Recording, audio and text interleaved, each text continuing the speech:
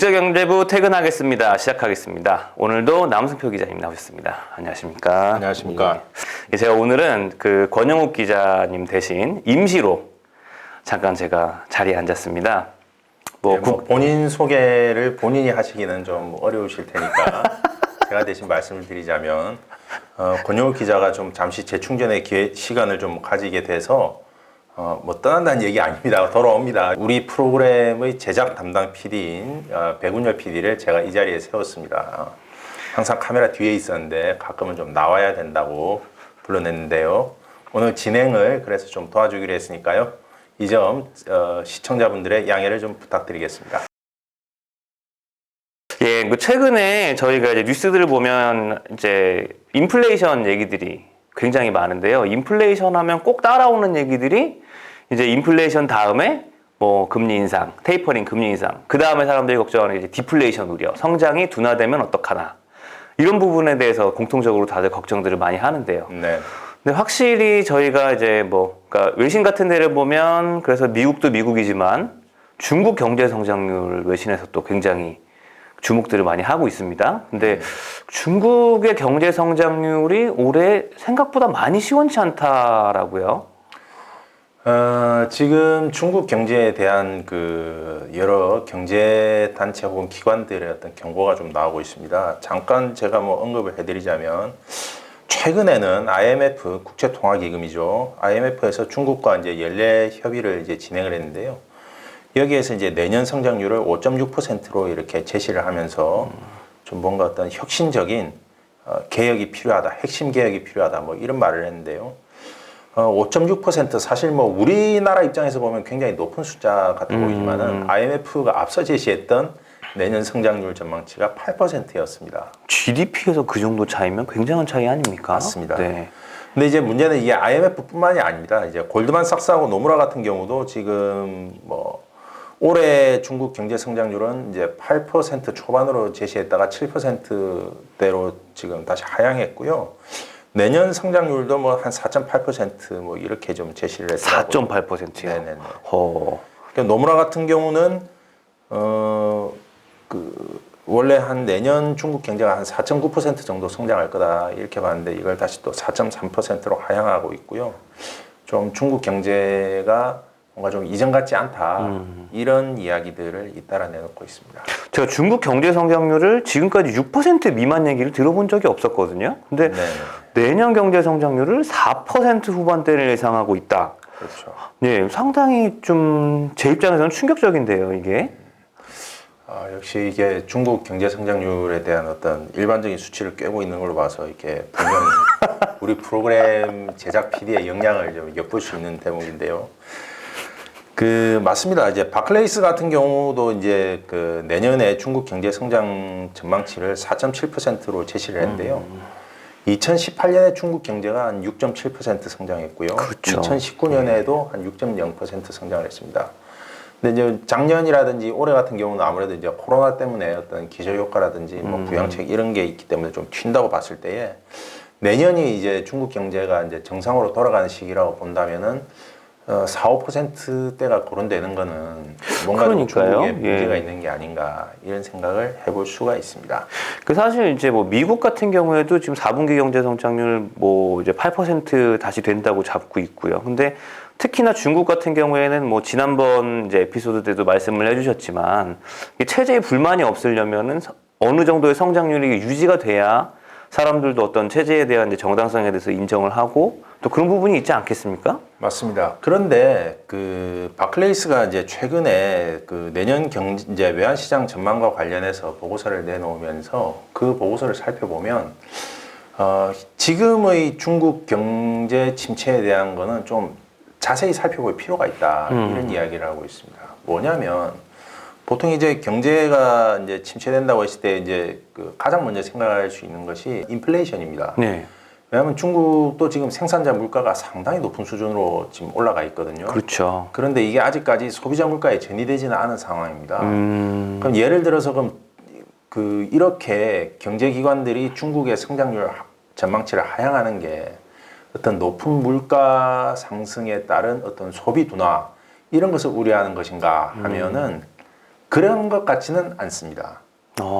아직까지도 중국의 소비자 물가는 생산자 물가에 비해서 상당히 뭐 한 절반 수준으로 잘 통제가 되고 있는 걸로 알고 있고, 또 아직까지 그 생산 원가 상승이 어떤 소비자 가격으로의 전이가 이루어지지는 않은 걸로 보입니다. 그만큼 어떤 중국 기업들이 그 비용 상승 충격을 흡수하고 있다고도 볼 수 있는데요. 그러면 중국 경제에 대해서 그럼 왜 주요 기관들이 전망치를 하향하고 있는가? 그 현재 중국이 가지고 있는 그 성장의 어떤 걸림돌이랄까, 어떤 하방 위험 요인이라고 할 만한 것들이 몇 가지가 있는데요. 코로나19에 대한 무관용 정책입니다. 그래서 지금 미국이라든지 우리나라도 사실 이제 그 어느 정도 코로나와 함께 살아간다. 네. 그 코로나 확진자가 발생하면 뭐 봉쇄하고 격리하고 뭐 이러던 거에서 이제 심각하지 않으면 어느 정도 허용하고 그렇죠. 뭐 자가격리를 한다든지 경제가 돌아가야 되니까요. 그렇습니다. 근데 중국은 여전히 무관용 정책입니다. 따라서 코로나 확진자가 나오면 바로 폐쇄하고 격리하고 차단하는 조치에 들어갑니다. 호주라든지 뉴질랜드 같은 곳들이 사실 코로나19 델타 변이 확산이 나오면서 봉쇄 조치를 다시 한번 도입했을 때 상당한 충격을 받는 바 있거든요. 그렇다면 중국이 아직까지는 뭐 그렇게 심각한 상황으로는 가지 않고 있습니다만은, 예를 들어서 뭐 오스트리아라든지 독일에서 지금 그 코로나19 확진자가 나오면서 상당한 문제가 되고 있지 않습니까? 예. 오스트리아 같은 경우는 얼마 전에 전국적인 봉쇄 조치를 단행할 정도로 굉장히 이제 심각한 상황이었는데, 이런 것들이 나오게 되면 중국 경제도 상당히 충격을 받을 수 있다. 이런 부분에 있어서 좀 아무래도 내년 성장 전망을 내놓을 때에 조금 이전과 같은 수준은 되기 어렵지 않겠느냐라고 보는 게 하나가 있고요. 반대로 생각하면 중국 정부 입장에서는 본인들이 이제 경제를 어느 정도 깎아 먹더라도 무관용 정책을 이제 계속 이제 하고 있다고 말씀을 하셨잖아요. 네. 경제를 깎아 먹는 한이 있어도 이렇게 하겠다라는 의지가 있다. 이렇게 들리거든요. 그러니까 제 말은 네. 정부가 어느 정도 제살 깎아먹기를 하더라도 그거를 감안해서라도 뭔가 이루고 싶은 게 있다라는 걸로 들리거든요. 그렇죠. 그게 이제 정책 의도라고 볼 수 있는 건데요. 이제 한 가지 더 이제 말씀을 드리자면, 이 코로나19 무관용 정책 외에도 또 하나가 더 있습니다. 최근에 중국 기업들이 굉장히 이제 곤란을 겪었던 게 바로 전력난입니다. 아, 그렇죠. 이른바 네. 파워 크런치라고 해가지고, 이게 왜 이렇게 벌어졌냐면 중국 정부에서 어떤 친환경 정책의 일환으로 탄소 배출이 많은 어떤 발전소들의 가동을 이제 중단시켜 버렸거든요. 그렇죠. 네. 그랬더니 이제 전기가 모자라가지고 그렇죠. 몇 가지 이제 문제가 발생하는데, 그 중에 하나가 뭐냐면 겨울로 지금 들어가고 있지 않습니까? 아, 겨울이죠. 올해 진짜 춥다는데요. 네. 난방을 해야 되는데 네. 석탄을 쓰지 말라. 그럼 석탄 난방을 못 하게 되면 뭘로 난방해야 됩니까? 결국은 전기를 써야 됩니다. 아, 그렇죠. 예. 그럼 전력 수요가 급등하지 않습니까? 그러면 전기는 또 뭘로 해야 됩니까? 그러니까요. 원자력은 또 갑자기 이렇게 그 발전을 늘리는 데는 한계가 있기 때문에 석탄과 같은 기존의 어떤 화석 연료를 이용할 수밖에 없는 문제가 생기거든요. 네. 근데 이제 지금 친환경 정책을 쓰면서 석탄 사용을 억제하다 보니까 이것이 이제 전력 수요 급증으로 이어진 면이 있었고, 이게 다시 석탄 수요 급증으로 다시 되돌아와 버린 그렇죠. 네. 기도 했는데요. 그렇다면 중국 정부의 이런 정책들이 어떤 의도가 있는 게 아니냐, 경제적인 충격을 감안하더라도 꼭 실행하겠다라고 하는 어떤 정책적인 의도가 있어 보인다. 지형적인 뭔가 있어 보입니다. 예. 네. 근데 그게 바로 뭐냐면 내년 2월로 예정되어 있는 베이징 동계올림픽입니다. 아, 여기에 있어서 어떻게 보면은 중국 정부가 상당한 이제 무게를 싣고 있기 때문에 네. 지금 그 큰 국제 행사를 앞두고 코로나19가 다시 창궐한다. 이거는 거의 뭐 이 국제 행사, 사실 일본의 하계 올림픽 치른 내용들을 봤을 때에 중국 입장에서는 굉장히 용납하기 어려운 요소입니다. 또한 중국 하면 사실 또 그 대기 그렇죠. 환경 문제가 또 사실 네. 상당히 심각했지 않습니까? 좀 그런 부분도 보면 저 화석 연료 사용을 줄이는 또 이유 중에 하나로 좀 보이거든요.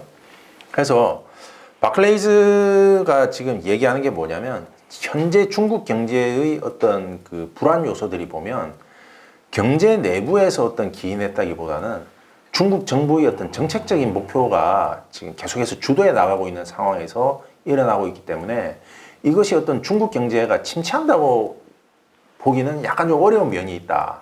물론 어허. 외형적인 성장의 숫자들은 좋게 나오지는 않겠습니다만 네. 이것이 어떤 수요 부진이라든지 아, 뭐 이런 수급상의 어떤 경제적인 기본 원리 때문에 빚어지는 일은 아닌 것 같다라는 거죠. 그러니까 시스템적인 약화는 아니다. 그렇습니다. 예. 그리고 또 하나 이제 뭐냐면은 사실 중국이 어떤 경제가 부진하게 되면 우리나라 같은 경우는 사실 많이 충격을 받게 됩니다. 그렇죠. 우리나라의 주요 수출국 중에 하나가 이제 미국 다음으로 큰 곳이 이제 중국 아니겠습니까? 맞습니다. 근데 이 중국 시장이 부진하게 될 경우에는 이제 그럼 우리나라라든지 혹은 중국으로 상품 원자재를 수출하는 나라들에게 큰 타격이 있을 수 있는데 예. 이 부분에 있어서도 좀 바클레이즈는 좀 다르게 보고 있습니다. 왜냐하면 지금 물론 이제 코로나19 재확산으로 유럽이 좀 어려움을 겪고는 있습니다만 세계 경제가 전반적으로 강한 회복세에 있습니다. 그렇죠. 얼마 전에 이제 뉴질랜드 같은 경우도 중앙은행이 기준금리를 올리지 않았습니까? 우리나라 같은 경우도 이제 그렇죠. 예. 그 한국은행에서 기준금리를 올려서 이제 1% 수준으로 갔고요. 이게 뭐냐면 세계 경제가 점차적으로 이제 정상화되어 가고 있기 때문에 바꿔 얘기하자면 수요가 살아나고 있기 때문에 이제 통화 정책을 더 이상 부양책을 쓸 필요가 없다 하면서 정상으로 돌아가고 있다는 얘기거든요. 결국 통화 정책의 정상화는 뭐냐면 세계 경제가 정상화되고 있다는 거고 코로나 침체에서 회복하고 있다는 이야기가 됩니다. 그럼 이런 상황에서 중국 경제가 다소간의 어떤 성장 그 강도, 중국 경제의 어떤 성장 강도가 낮아진다 하더라도 세계 경제의 회복세가 이를 만회해 줄 것이다. 뭐 전체적인 흐름은 그렇습니다. 따라서 우리나라 같은 경우도 중국 수출은 좀 줄어들지 몰라도 유럽이라든지 미국이라든지 아세안 쪽의 수출이 늘어나면서 이런 거를 이제 상쇄할 수 있다는 이야기인 거죠. 중국 경제 전망을 갖다가 좀 낮추면서 우리나라 경제 전망을 우호적으로 봐주는 거는 또 오랜만이네요. 예, 그러니까 이제 우호적이라기보다는 이제 그만큼의 충격이 오지는 않을 수 있다는 거죠. 물론 사실 우리나라 같은 경우는 원화가 어떤 위안화의 어떤 그렇죠. 어느 정도 연동이 돼 프락시라고 있으니까요. 할 정도로 그 연동이 많이 돼 있습니다만은 바클레이즈는 생각보다 이런 나라들의 충격은 클 것 같지 않다라고 이야기하고 있습니다. 또 중국이 엄청나게 이제 원자재를 이제 수입하는 나라인데 그런 예. 나라들은 어떻게 되느냐 했을 때에 중국이 아무래도 이제 친환경 정책을 뭐 사실 동계올림픽을 이야기하긴 했습니다만은 장기적으로도 중국은 이 친환경 정책을 그렇게 좀 계속해서 가져갈 것으로 보입니다. 그래요? 그러면은 왜냐하면 이제 그 기후 협약 문제에 있어서 이제 네. 바이든 정부의 어떤 드라이브라든지 세계적인 추세를 이제 고려하지 않을 수 없기 때문인데요. 근데 이렇게 되면 이제 어쨌든 에너지 수요는 여전한 상황에서 석탄을 벗어난다라고 했을 때에는 상대적으로 천연가스라든지 그렇죠. 어떤 그 대기 오염과 좀 관련성이 낮은 것으로 평가되는 자원 쪽으로 오히려 몰려갈 수가 있다는 거죠. 그래서 지금 보시면 저 표의 하이베타 커런시의 이제 변동성이 예. 큰 통화들에 대한 어떤 통화들이 위안화하고의 어떤 관계를 가지는 것 부분들을 이제 측정한 것인데요. 여기에서 보면은 이제 큰 어떤 변동폭이 그렇게 보이지는 않고 있다. 이렇게 지금 얘기를 하더라고요. 이제 특히 이제 옆에 이제 이 표에서는 어떤 주로 상품 통화들 네. 이 과연 중국의 어떤 부진에 의해서 어떤 영향을 받을 것인가 하는 부분을 이제 바클레이즈가 조사를 했는데 뭐 그렇게 큰 충격이 받을 것 같지는 않다. 그런 이야기들을 하고 있습니다. 중국의 경제가 좀 둔화되더라도 우리나라 그 경제 전망에는 그렇게 큰 뭐 문제는 없을 것이다. 맞습니다. 예, 그나마 좀 이제 안도를 할 만한 부분이긴 한데요. 네.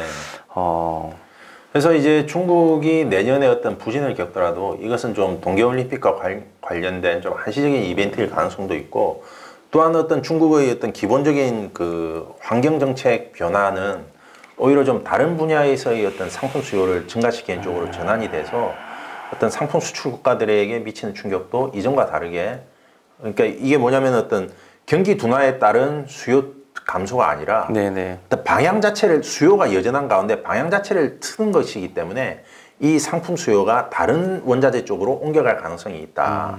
따라서 중국의 어떤 경기 둔화는 이전과는 다르게 어떤 세계 경제에 그렇게 큰 충격을 미치지는 않을 것이다. 라는 게 바클레이즈 보고서의 요지인 것으로 보입니다. 시스템적으로는 이제 좋은 부분들이 살아있고 계속 살아있는 부분인데 정치적인 어떤 목적 때문에 요 정도밖에 이제 안 나오는 것이다. 근데 이렇게 생각하면 앞으로도 중국 같은 경우에는 이 예상할 수 없는 정치적 목적에 의한 리스크라는 측면은 계속 앞으로도 강하게 남아있는 거 아닙니까, 그럼? 그렇죠. 이제 사실 주요 경제기관들이 좀 저조한 성장률을 전망했습니다만은 만약에 어떤 경제 성장 부진이 정치적인 문제로까지 확대된다면 중국 정부가 언제든지 이런 정책 방향들을 바꿀 수 있는 여지가 있고 따라서 중국 경제가 다시 또 반등할 수 있는 가능성에 대해서도 열어놓고 생각을 해야 된다고 봅니다. 오늘은 이제 중국의 경제 성장률 관련된 얘기를 좀 나눠봤습니다. 말씀을 들어보니까 올 겨울은 그래도 공기가 좋은 날이 더 많을 것 같아서 마음 한편으로는 또 기쁘고요. 또 한국 경제에 그렇게 큰 위험은 없을 거라는 얘기를 들어서 더 기쁘고요. 예, 오늘은 저희 여기까지 전해드리고 인사드리도록 하겠습니다. 저희는 이만 퇴근하겠습니다. 퇴근하겠습니다.